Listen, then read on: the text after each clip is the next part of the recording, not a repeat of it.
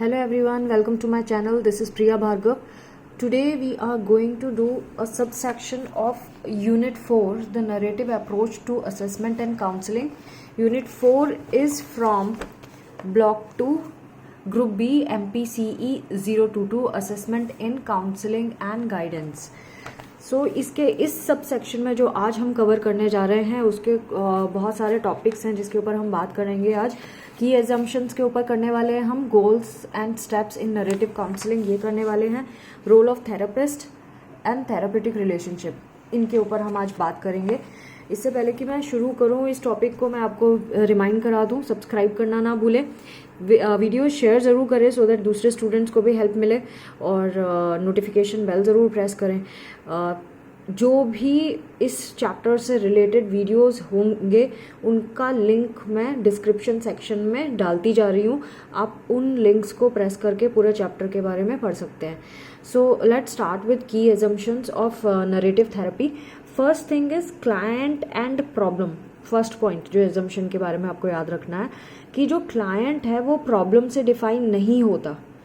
जब क्लाइंट अपनी प्रॉब्लम के साथ आता है तो हम क्लाइंट को अलग और उसकी प्रॉब्लम को अलग देखते हैं. प्रॉब्लम वहीं आती है क्योंकि जब क्लाइंट आता है तो वो अपनी प्रॉब्लम को खुद के अंदर पाता है. वो ये नहीं सोचता कि वो एक अलग सेपरेट इंसान है. वो उसको लगता है कि प्रॉब्लम ही उसकी लाइफ रह गई है बस. वो हमें सेपरेट करना होगा.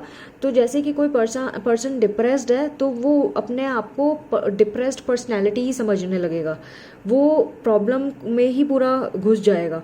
तो वो काउंसलर का काम होता है कि काउंसलर जो है उस प्रॉब्लम को ढूंढे और प्रॉब्लम को उससे सेपरेट कर दे.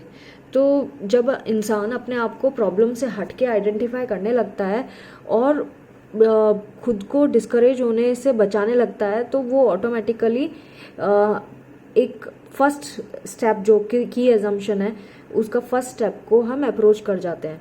तो क्लाइंट को अपनी प्रॉब्लम से अवेयर होना ज़रूरी है और ये ध्यान रखना है कि ये एक छोटा सा स्टेट है जो चला जाएगा.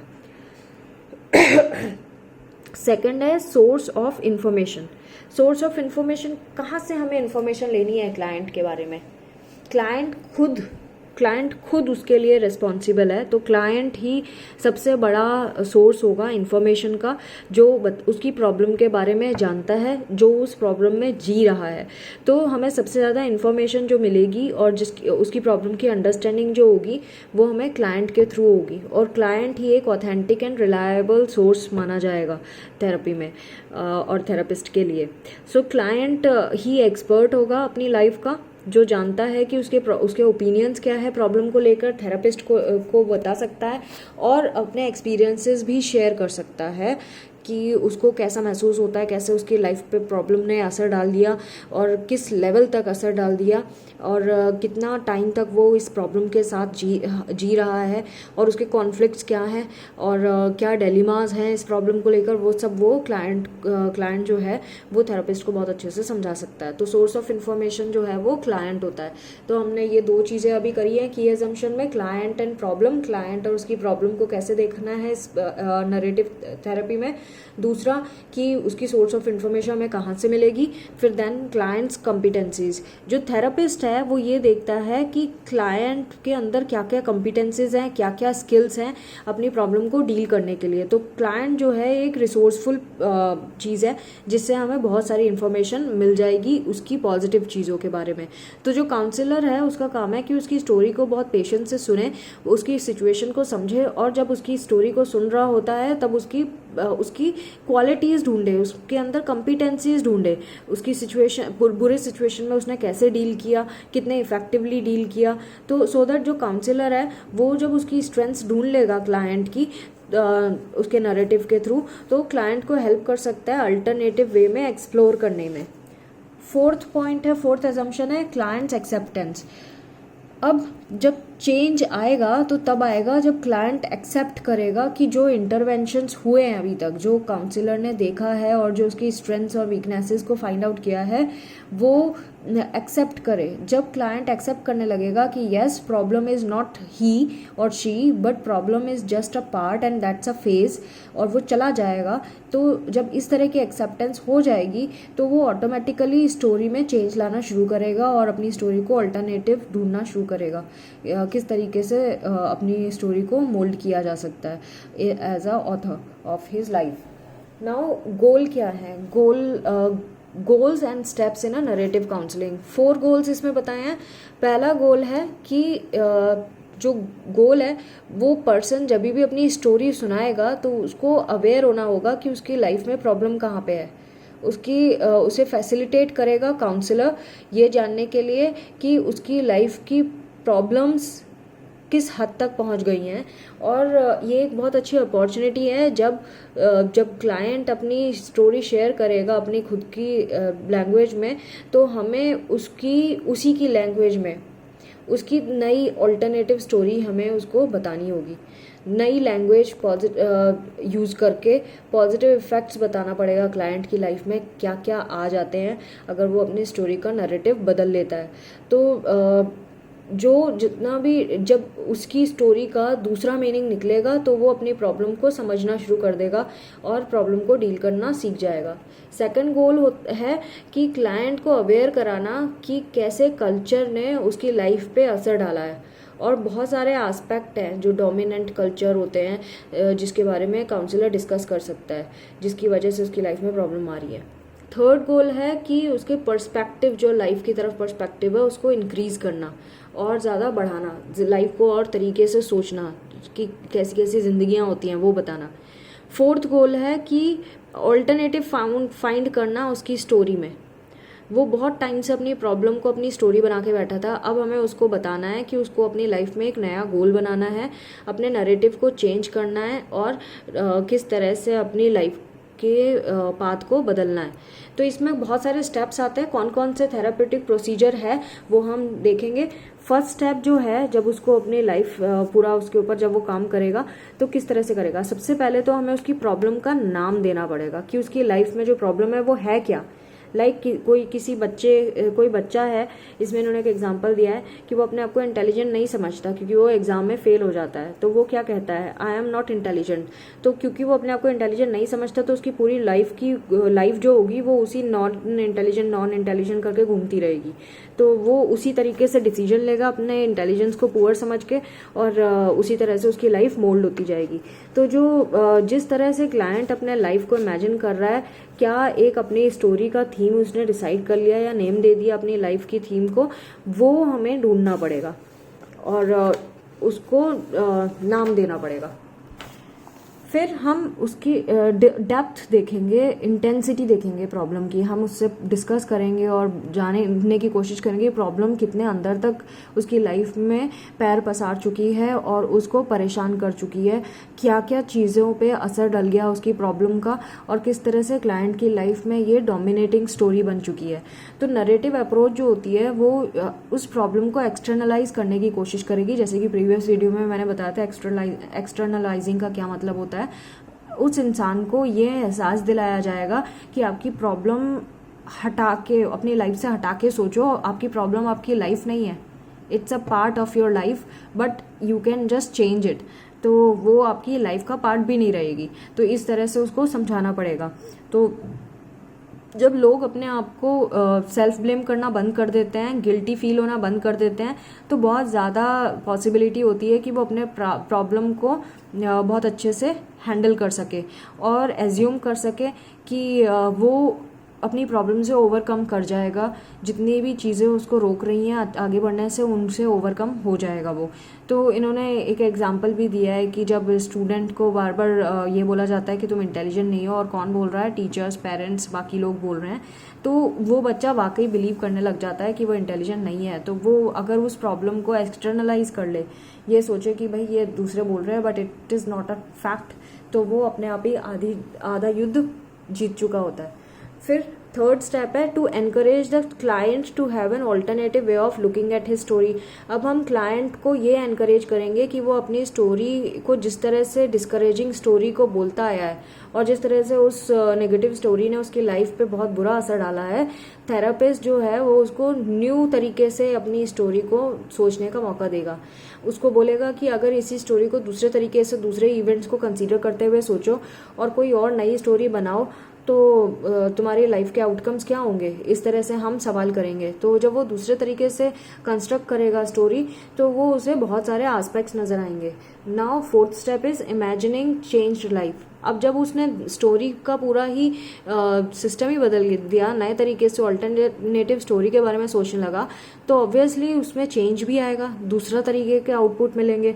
तो जो क्लाइंट है उसको थेरेपिस्ट सजेस्ट करेगा कि जब तुम अपने फ्यूचर को देखोगे चेंज स्टोरी के बाद तो वो कैसा फ्यूचर होगा। तो क्लाइंट जो है वो वो इमेजिन करेगा अपनी लाइफ को चेंज लाइफ स्टोरी के साथ कि अगर मेरी लाइफ ऐसी ना होके वैसी होती तो मैं क्या होता, और उसको पाने के लिए क्या क्या चेंजेस होंगे उसकी लाइफ में। तो जब पॉसिबिलिटीज उसको दिखाई देंगी तो ऑटोमेटिकली वो आउटकम को देखते हुए आगे बढ़ना शुरू करेगा और सेशंस में उसके बारे में डिस्कस करेगा। स्टेप 5 है the client is encourage to create an audience to support the new story. अब बार बार अगर सेम स्टोरी सेम ऑडियंस को सुनाओगे तो आपको रिजल्ट कुछ नहीं मिलेगा, आपकी इमेजिनेशन ब्लॉक हो जाएगी। तो अब आपको क्या करना है, आपकी नई स्टोरी नए ऑडियंसेस को सुनाना है। आप कभी भी अपने बारे में बता रहे हैं किसी नए लोगों से डिस्कस करो और अच्छे तरीके से पॉजिटिव वे में डिस्कस करो। जब आपको अप्रिसिएशन मिलेगा तो आप और आगे बढ़ते जाओगे और अच्छा सोचना शुरू कर दोगे और आउटकम्स आपको नज़र में आएंगे, आपका एनवायरनमेंट चेंज हो जाएगा, तो आपको सपोर्टिव एनवायरनमेंट भी मिलने लगेगा। ये है now role of the therapist, नया टॉपिक है ये अपना। थेरापिस्ट का क्या रोल है, अगर नरेटिव अप्रोच हम यूज कर रहे हैं तो थेरापिस्ट का क्या रोल होना चाहिए। एक तो थेरापिस्ट एक गुड फैसिलिटेटर होना चाहिए, मतलब उसको पुश करना धीरे से प्यार से कि हाँ आप अच्छा कर रहे हो और करो ऐसा करके, तो उसे फैसिलिटेट करना, उसको ऐसा माहौल देना कि वो अपने दुख दर्द बता सके। Then he should be caring toward the client, client की तरफ बहुत केयरिंग होना चाहिए थेरापिस्ट को। थर्ड पॉइंट है कि क्लाइंट की स्टोरी में इंटरेस्ट शो करना बहुत ज़रूरी है थेरापिस्ट का। ये नहीं कि आप बोर हो रहे हो अपना मोबाइल उठा के बैठ गए और वो क्लाइंट बेचारा बोला जा रहा है अपनी स्टोरी, ऐसा नहीं होना चाहिए। आपको इंटरेस्ट शो करना होगा कि आप बहुत ज़्यादा इंटरेस्टेड हो उसकी स्टोरी में। एंड देन रेस्पेक्टफुली क्यूरियस, यानी आप इज्जत से उससे सवाल करोगे बहुत प्यार से, जैसे कि आप वाकई जानना चाहते हैं and that is inspiring you और you are very much interested, इस तरह का। तो बहुत रेस्पेक्टफुली आपको क्यूरियोसिटी दिखानी है।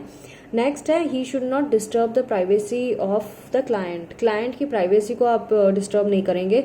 आप उसकी स्टोरी को सुनेंगे तो अपने तक रखेंगे, किसी और से डिस्कस नहीं करेंगे, किसी का आना जाना नहीं रहेगा जब वो अपनी स्टोरी सुना रहा होगा आपको।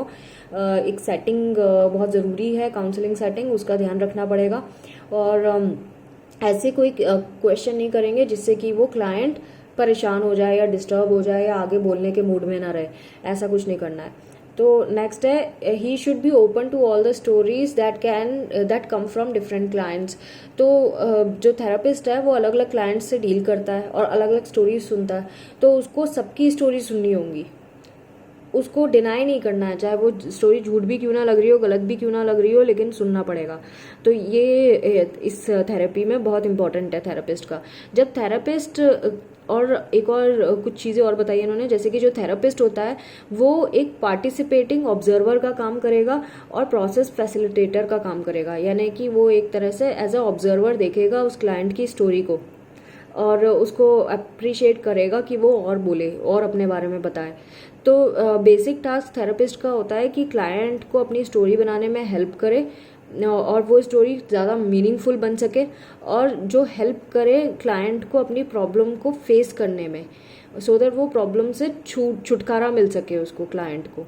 सो अप्रोप्रिएट क्वेश्चंस पूछे जा सकते हैं क्लाइंट से, बट मनगढ़ंत नहीं होने चाहिए कि आप भाई हाइपोथेटिकल क्वेश्चन पूछे जा रहे हो और फिर हम क्वेश्चन क्या पूछेंगे, जो उसने स्टोरी बताई है उसी के बेसिस पे, स्टोरी के फॉर्मेट के बेसिस पे ही क्वेश्चन करेंगे।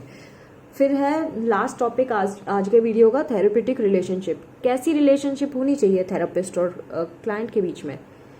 जो क्वालिटीज़ हमें थेरेपिस्ट में चाहिए वो होना चाहिए ऑप्टिमिज्म मतलब पॉजिटिव थिंकिंग, रेस्पेक्ट, इज्जत से पेश आना, देन उसकी क्यूरियोसिटी दिखनी चाहिए थेरेपिस्ट की कि वो जानना चाहता है, परसिस्टेंस होना चाहिए कि हाँ उसको बार बार अगर वो पहली बार क्लाइंट नहीं ओपन अप होता तो उसको और पॉजिटिव माहौल दो कि वो अब ओपन अप हो जाए। तो ये सारी बहुत इंपॉर्टेंट चीज़ें हैं जो होना चाहिए। और ये थेरेपी तब ज़्यादा अच्छी होती है जब जो अपना काउंसलर है उसमें बहुत सारी नॉलेज हो कि क्लाइंट को किस तरह से डील करना है, और कोलैबोरेटिव वर्क होना चाहिए क्लाइंट और थेरेपिस्ट का। इनकी थेरेपिस्ट अपनी मर्जी से कुछ भी करवाया जा रहा है क्लाइंट से, और बेचारा क्लाइंट सुन सुन के किए जा रहा है और एक दिन भाग जाए, ऐसा नहीं होना चाहिए। तो थेरेपिस्ट की हेल्प से क्लाइंट अलग अलग पर्सपेक्टिव्स ढूंढेगा अपनी लाइफ के। वो अभी एक ही स्टोरी लाइन पे चल रहा था, अब जो थेरेपिस्ट है उसको पॉजिटिव एस्पेक्ट्स दिखाएगा अपनी उसी स्टोरी में, एंड देन उसी लाइन पे हम क्लाइंट को चलाना शुरू करेंगे। तो वो जब बेटर रिसोर्सेज उसको मिलने लगेंगे ये क्लाइंट को, तो जो क्लाइंट है वो और अच्छे से सोचना शुरू कर देगा। जो थेरेपिस्ट है क्वेश्चन अगर पूछेगा भी तो इस तरीके से पूछेगा जो क्लाइंट को ऐसा ना लगे कि भाई मुझे ज़बरदस्ती पूछा जा रहा है, ज़बरदस्ती की फीलिंग नहीं आनी चाहिए। और ऐसा भी ना हो कि वो डर के मारे सच्चाई सामने लाए ही ना, बोले ही ना, सच्चाई को छुपा के रखे, ये भी नहीं होना चाहिए। तो जो ओल्ड स्टोरी के ऑल्टरनेटिव है वो ढूंढ सके, इस तरह के क्वेश्चन होने चाहिए जब हम क्लाइंट से करते हैं। तो उसके जो पास्ट है, जो ऑलरेडी वो जी चुका है, वो उसमें से जो पास्ट वो जी चुका है उसमें से वो ऑल्टरनेटिव्स निकाल सकता है कि भाई मेरी लाइफ में मैं अभी तक पॉजिटिव देखता रहा, लेकिन मेरे साथ पास्ट में निगेटिव देखता रहा, और हो सकता है कि मेरे साथ पास्ट में पॉजिटिव भी हुआ जिस पे मैंने कभी ध्यान ही नहीं दिया। तो वो जब उसको खोदेगा पास्ट को अपने और पॉजिटिव चीज़ें देखेगा तो उसको समझ में आएगा कि नहीं, मेरा परसेप्शन ही गलत था अपनी लाइफ को लेकर, ये पॉजिटिव वे में मेरी लाइफ चल सकती थी। तो इस तरह से उसकी सोच बदलनी शुरू होगी और उसके एक्शंस चेंज होने लगेंगे। तो friends, this was all about today's topic जो मैंने आज कवर किया है। नेक्स्ट वीडियो में हमारा ये लास्ट यूनिट पूरी हो जाएगी ब्लॉक 2 की। I hope so. So I hope my videos are useful to you. Do not forget to subscribe, like and share my videos. Thanks for watching. Take care. Bye bye.